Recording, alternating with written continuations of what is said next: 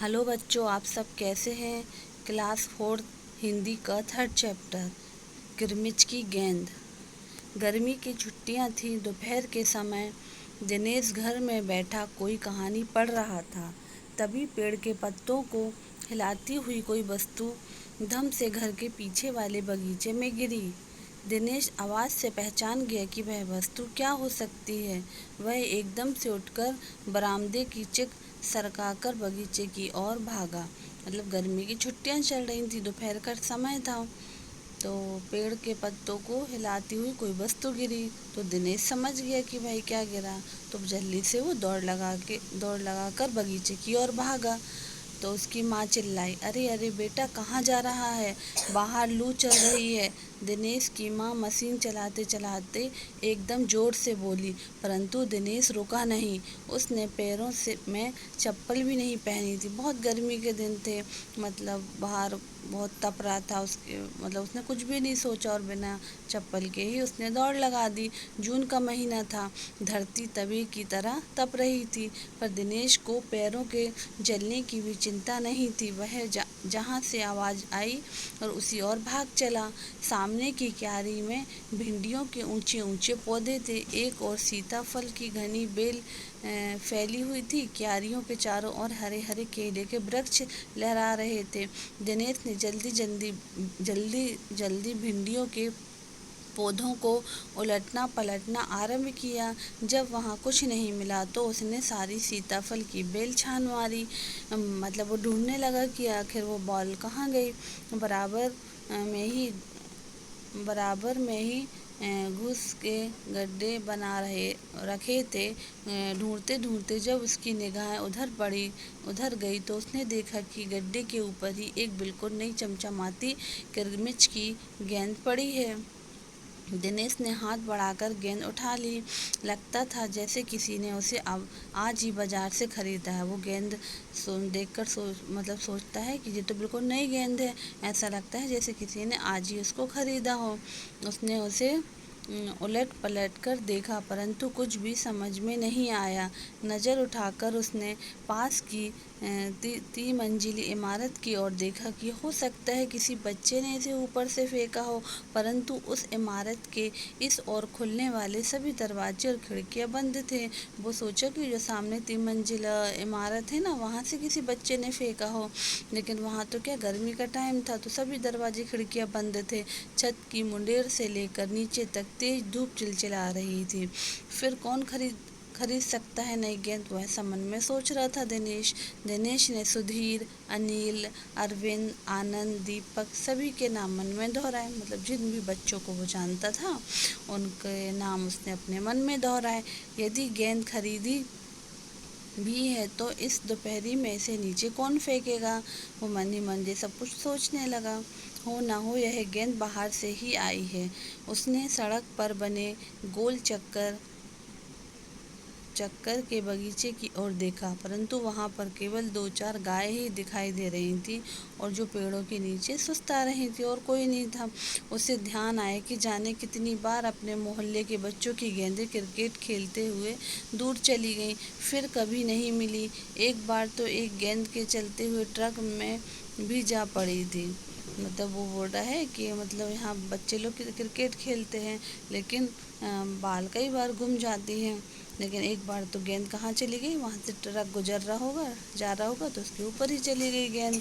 तभी भीतर से ही माँ की आवाज़ आई, अरे दिनेश, तू सुनेगा नहीं, सब अपने अपने घरों में सो रहे हैं और तू धूप में घूम रहा है। उसकी माँ गुस्सा करने लगी कि दिनेश, तुम सुनोगे नहीं, सभी लोग अपने घरों में सो रहे हैं और तुम धूप में घूम रहे हो।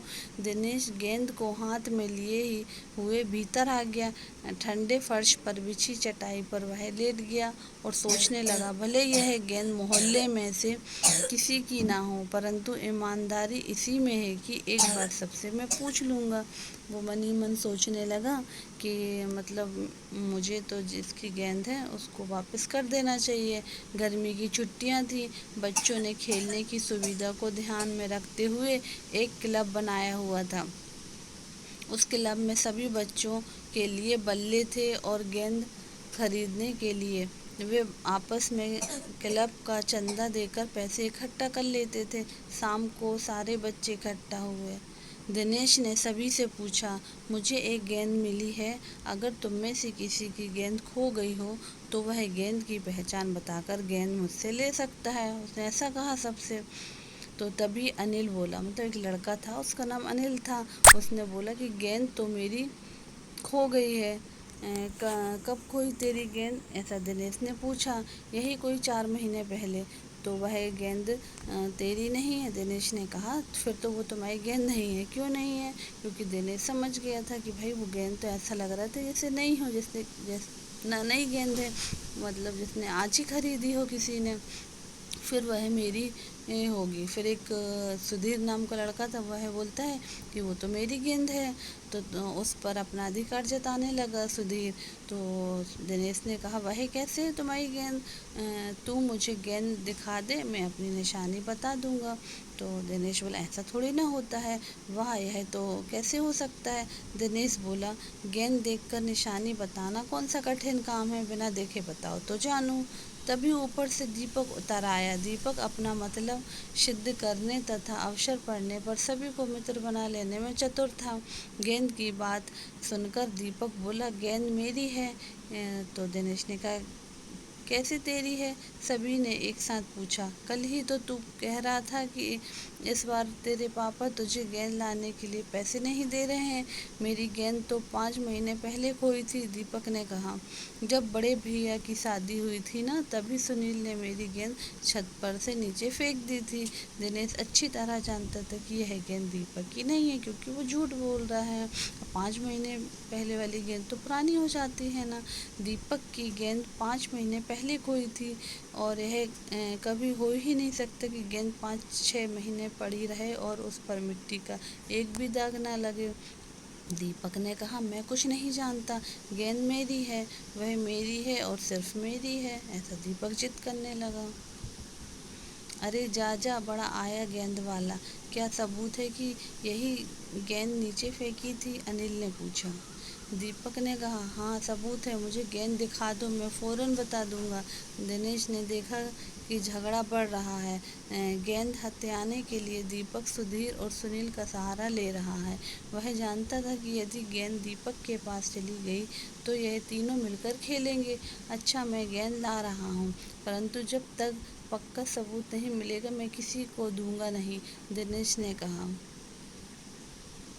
ये देखिए, सारे दोस्त खड़े हुए हैं आपस में। गेंद आ गई। दीपक उसे देखते ही बोला, यह मेरी है, यही है मेरी गेंद। यह लाल रंग का निशान मेरी ही गेंद पर था। वहाँ सभी गेंदों पर ऐसे ही निशान होते हैं, अनिल ने दिनेश का साथ देते हुए कहा। दीपक ने फिर जोर लगाया, मैं अपने पापा से कहलवा सकता हूँ कि गेंद मेरी है।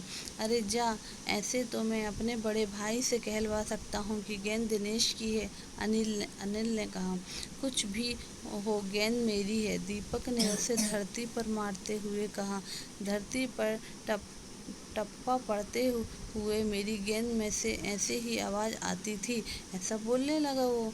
मेरे साथ बाजार चल, दुकानों पर जितनी गेंद है सभी के टप्पे की आवाज़ ऐसी ही होगी। अनिल ने फिर उसकी बात काट दी।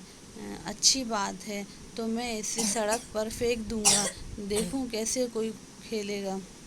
दीपक ने जैसे ही गेंद को सड़क पर फेंकने के लिए हाथ उठाया कि अनिल और दिनेश ने उसे पकड़ लिया। अब दीपक ने रुहासे होते हुए अपना अंतिम हथियार आजमाया। बोला, या तो गेंद मुझे दे दो, नहीं तो मैं इसके पैसे सुनील से लूँगा। अब तो सुनील, दीपक, सुधीर का गुट मजबूत होने लगा था। तीनों का ही कहना था कि गेंद दीपक की है और उसे ही मिलनी चाहिए। मतलब उनका गुट बन गया तीनों दोस्तों का। किसका? सुनील, दीपक का और सुधीर का, कि भाई अब तो दीपक को ही गेंद मिलनी चाहिए। दिनेश तब तक चुप था। वास्तव में दिनेश का मन उस समय सबके साथ मिलकर उस गेंद से खेलने को कह रहा था। बोला, अब चुप भी रहो, झगड़ा बात में कर लेंगे, अपने अपने बल्ले ले आओ, पहले खेल लें। 5 मिनट के भीतर ही खेल आरंभ हो गया। दिनेश बल्लेबाजी कर रहा था। अभी 2-4 बार ही खेला था कि वह चमकदार नई गेंद एकदम जोर से उछली और दरवाजा पार कर सड़क पर जाते हुए एक स्कूटर में बनी सामान रखने की जालीदार टोकरी में जा गिरी। स्कूटर वाले को शायद पता भी नहीं चला। तेजी से चलते चलते स्कूटर के साथ गेंद भी चली गई। मतलब वो झगड़ते ही रह गए और गेंद जो है स्कूटर के साथ चली गई। बच्चे पहले तो चिल्लाते हुए स्कूटर के पीछे भागे, परंतु जल्दी ही सब रुक गया। वे समझ गए थे कि स्कूटर के पीछे भागना बेकार है। फिर सारे बच्चे क्या करने लगे, स्कूटर के पीछे जाने लगे। फिर जल्दी ही सब रुक गए, क्योंकि वो समझ गए भाई स्कूटर के पीछे भागना तो बेकार है। एक पल के लिए सभी ने एक दूसरे की ओर देखा, फिर सभी ठहाका मारकर हंस पड़े। बच्चों, यह कहानी आपको कैसी लगी? यह कहानी लिखी है शांता कुमारी जैन ने। बच्चों, यह वीडियो आपको कैसा लगा? अच्छा लगा हो तो लाइक करिएगा, सब्सक्राइब करिएगा और शेयर करिएगा। Thank you.